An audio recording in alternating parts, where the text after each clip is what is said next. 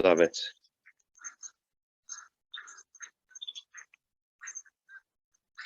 there's a certain irony that the instructions about being in the moment and just being present to this everlasting moment of now is so simple. And it really is the answer. If you can be in the now, in this moment, everything is handled. You're connected with God. God will handle everything in your future that needs to be handled, and your past doesn't exist.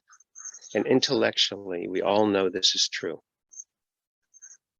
There was a book in the early 70s called Be Here Now, and it was so profound. It was just talking about how the past doesn't exist and the future never really gets here, and there's nothing else going on except this moment of now. And it was very popular. And yet, with programming and socialization and the way the ego works, it's just so tempting to read about the past and project that into the future and to live in this fantasy. And it's not always that easy to live in the now if you still think there's something to be gained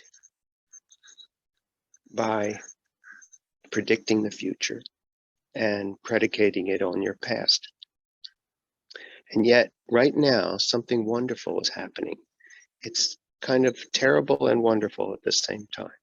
And that is this. While it's very tempting to read things and hear things and listen to things that reinforce your point of view and your position, you will find, and you are finding, that it's harder and harder to know what the truth is out there. Facts aren't facts. Everyone has an opinion. The people you trust may be wrong. The people who you are sure are wrong may be right. They may be right for the wrong reasons. They may be doing wrong for the right reasons. And there's this glorious sense of confusion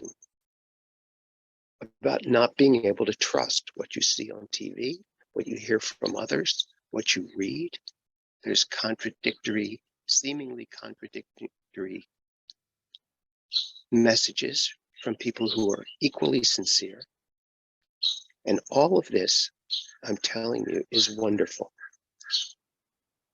Because for the first time, you might give up trying to rely on anything outside of yourself for the truth.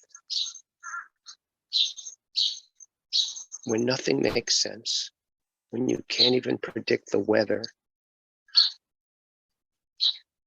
when so many things conflict with other things, when it seems hopeless, sometimes that's the best time to just give up the chase, give up the endless pursuit of thinking you know what's going on, and do what you know to do, which is to go inside.